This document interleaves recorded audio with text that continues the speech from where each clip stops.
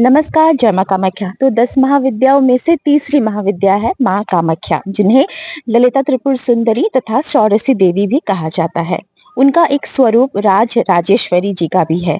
लेकिन क्या आपको पता है कि इसी नीलाचल पहाड़ में माँ कामाख्या जी का जो राज राजेश्वरी स्वरूप है, उनका मंदिर कहाँ पे है? तो आज हम उसी जगह पे जा रहे हैं। तो इस रास्ते से होके यानी कामाख्या मंदिर के पीछे से होके जहाँ पे माँ धूमावती का मंदिर है, ऐसे बहुत सारी सीढ़ियाँ आपको दिखाई देंगे।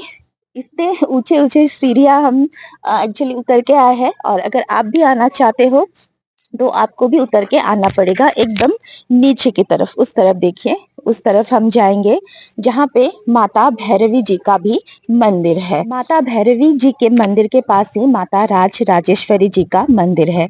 सिर्फ मंदिर ही नहीं, उस जगह में बहुत ही रहस्यमयी कुछ बातें हैं जो उस स्थान पे जाके ही मैं आपको बताऊंगी। तो चलिए आगे बढ़ते हैं माँ राज राजेश्वरी जी के मंदिर तक।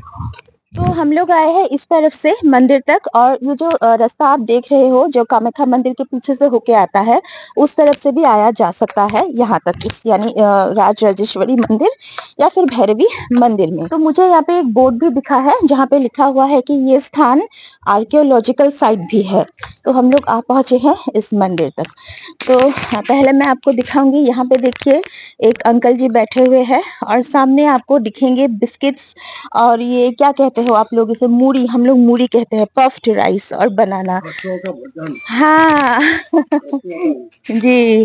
तो ये आप क्यों लेके बैठे हैं बोलिए? कछुआ का भोजन। कछुआ का भोजन। तो यहाँ पे ना एक कासो पुखुरी है, यानी टॉर्टोइस लेक है, कछुआ तालाब। तो इसको भी खाना चाहिए, देखिए इसको भी चाहिए। तो यहाँ पे देखिए, आइए, ये है ऐतिहासिक कासो पुखुरी। ये देखिए, ये है ऐतिहासिक कासो पुखुरी। यहाँ पे बहुत बड़े बड़े कछुआ रहता है। इन कछुओं में से किसी किसी को बुलाने से ये ऊपर तक आते हैं, और मोहन मोहन कह के बुलाते हैं ना, तब आते हैं। इसीलिए ये अंकल कछुए का भोजन लेके बैठे हैं, ताकि कोई आए, दर्शनार्थी आए और उनको खाना खिलाए। तो यहाँ पे देखिए, जैसा कि मैंने कहा था कि राज राजेश्वरी जी का मंदिर।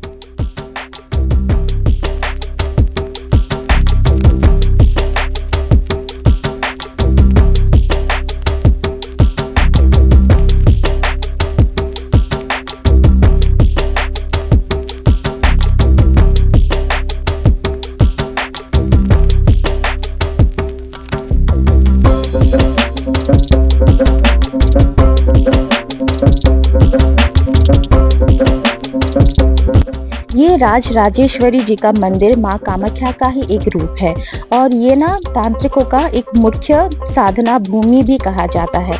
जब भी अम्बुबाची मेला लगता है, तब यहाँ पे तांत्रिकों का भीड़ जमा होता है। क्यों पता है?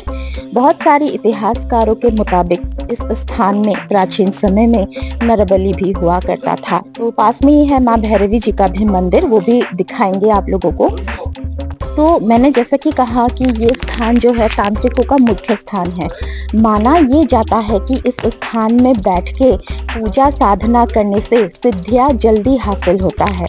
और किसी किसी का दावा ये भी है कि जब प्राचीन समय में यहाँ पे बलि वगैरह हुआ करता था, तब इसी भूमि के अंदर उन बलि के जो अवशिष्ट यानी बाकी रह गया जो हिस्सा था, वो इस जमीन के अंदर गाढ़ा गया था।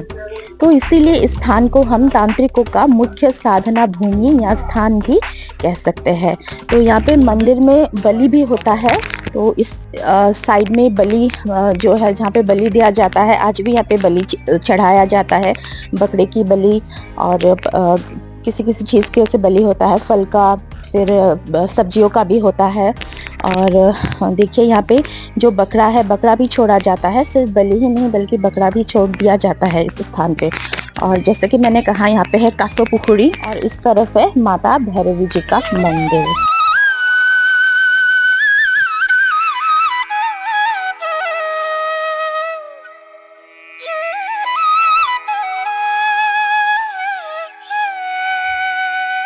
तो कासो पुखुरी तक जाने के लिए कछुए को खाना खिलाना जरूरी होता है। ये अंकल भी कह रहे हैं कि खाली हाथ नहीं जाया जाता है, क्योंकि जो कछुआ है वो भगवान श्री हरि विष्णु जी का रूप है और ये यहीं पे रहते हैं। माँ के आशीर्वाद से ये लोग यहीं पे रहते हैं, इसीलिए उनको खाना खिलाना भी बहुत जरूरी होता है।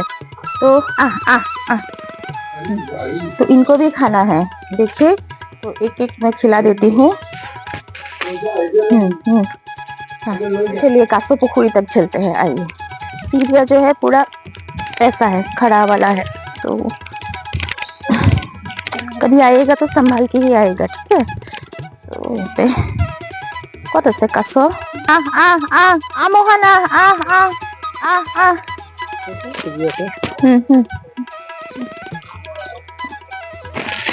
मोहना।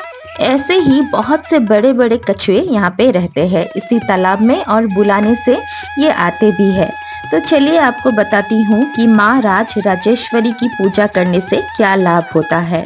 माना जाता है कि माँ राज राजेश्वरी की पूजा करने से धन, वैभव, योग और मोक्ष की प्राप्ति होती है। माँ राज राजेश्वरी 10 महाविद्याओं में से त्रिपुर सुंदरी का ही अवतार या फिर स्वरूप है।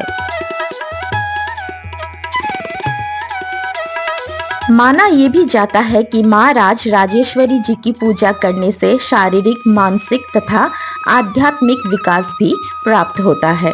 तो चलिए इस वीडियो से विदा लेते हैं, मिलते हैं अगले वीडियो में। जय माँ कामाख्या, हर हर महादेव।